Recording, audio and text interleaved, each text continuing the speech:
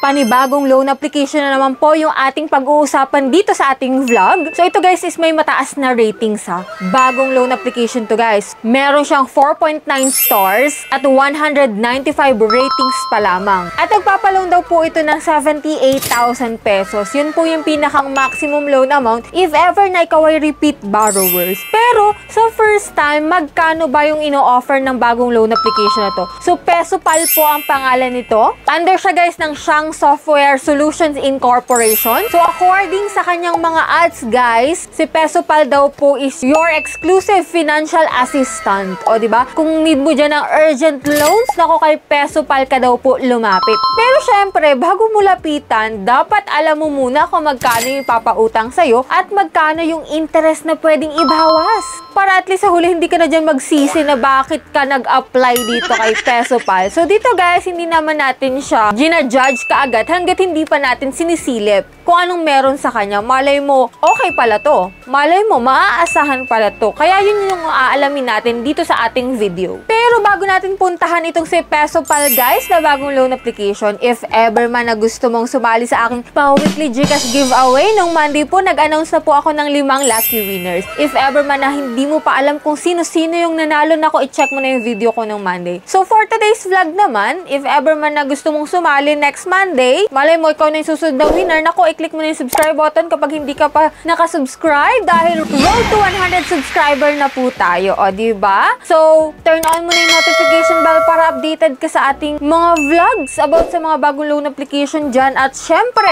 sa pag-giveaway natin. So, bilang pasasalamat na rin guys sa walang sawang suporta niyo sa aking channel. So, dito guys, ang mechanics po sa pagsali sa aking pa-GCash giveaways is ilalike mo tong video na to, mag-iiwan ka ng comment dyan sa comment section. At every last Monday of the month, isa ang aking pinipili na mananalo sa aking pa-cellphone giveaway, which is pwede mong i-convert yun into cash ha. Marami nang nanalo dito guys. At huwag ka nang pahuhuli, baka isa ka sa susunod na winners natin. And yan, so much for that. So alam ko guys, excited na rin kayong malaman kung anong meron dito kay Pesopal na sana is maaasahan na loan application ito na sana is legit talaga at may minimal lang na interest, no? So yan yung pinakaantay natin, kaya ano pa ang hinaantay nyo dyan guys? Alamin na natin kung anong meron dito kay Pesopal.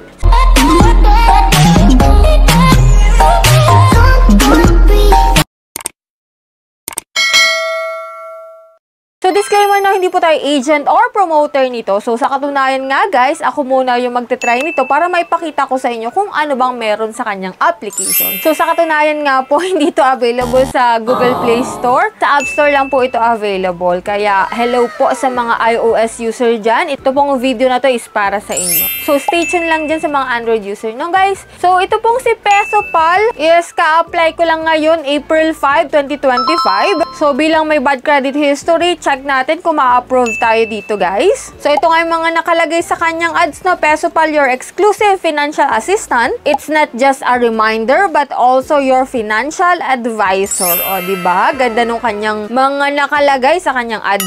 No? So 78,000 nakalagay dito. The repayment plan is clear at a glance, enabling orderly repayments daw po. More functions, convenient operation, one-click access. So guys, puntahan na natin itong si Pesopal. So, bali screenshot na lang po ipapakita ko sa inyo dito guys, no? So, nung in-install ko po si Pesopal, ito po yung mga nakalagay, no? Smart Finance, tailored for you. Intelligent software, offering personalized loan solutions, etc. Flexible repayment, effortless financial management. So, quick approval, keeping capital flowing. So, start tayo. So, 80,000 yung nakalagay dito guys, na maximum loan amount sa mga magda-download ng kanyang app. Pero, if ever na first timer ka, click natin yung apply now kasi magpapakita dito yung totoong ipapaloan sa'yo. So, dito, login ka lang po using your active mobile number, then magsisend doon ng verification code. So, click natin yung login. And then, pagka-register mo guys, ito na agad yung bumungad. Hindi po siya 80,000, kundi naka-impromptu na dito yung maloloan mo, which is 1,500 yung offer niya sa akin guys. So, hindi ko naman sinasabi na pare-pareho tayo ng loan amount na pwedeng ma-approve. So, sa akin guys, 1,500 lang yung offer niya, which is nakalagay dito, 240 days po. Tapos, ang interest rate is 0.05% per days. So, click natin yung apply. So, makikita mo dito, no? Supported siya ng numerous institutions like Bureau of Internal Revenue, Lungsod ng Makati, yan, di ba? SEC. So, yan, check natin, guys. And after nun, guys, eto, hindi na siya 240 days. Naka-impromptu na dito, guys, na 7 days lang. Dito pa lang sa part na to, bago ka mag-fill up ng personal information mo, nakalagay na. Kaya kung interesado ka na magpatuloy, mapifill upan mo tong mga to. Pero kapag hindi, dito pa lang titigil ka na at hindi mo na siya fill upan, di ba? So, talagang makakapag-isip ka na. So, dito pa lang, guys. So, if ever man na gusto mong silipin, go natin. Click natin yung apply now. And ito po yung mga ID card na pwede dito, which is UMID, driving license, passport, TIN, SSS, voter ID, health card, national ID. Recommended ID type yan. Pero, huwag kang mag-alala. May other option naman sila, which is postal ID, PRC, and pag-ibig. So, dito guys, ito mga pifill upan mo dito, personal information, job information, emergency contact, 3 number lang naman po yung hinihingi nila. Sa payment account information, e-wallet or bank. So, sa e-wallet, pwede po sa GCash, Paymaya, Coins, GrabPay, Shopee, and OmniPay. So, after nun, guys, nag-iba na naman yung kulay nitong si Pesopal. Naging blue na siya. Kanina, yellow, diba? Then, nag-iba din yung pwedeng ma-approve sa'yo na loan amount. Kanina, 1.5. Ngayon dito, 2,000. Yes, nag-increase ng 500 pesos. O, diba? Doon sa 2,000, guys, hindi mo siya buong marireceive. Kasi nakalagay na dito sa loan details lahat-lahat. Which is good kasi may ibang loan application na hindi talaga nagpapakita ng loan details. So, good tayo dito kay Pesopal kasi pinakita na 1,200 na lang marireceive mo. Tapos, saan mapupunta yung 800? So, napunta po siya sa processing fee.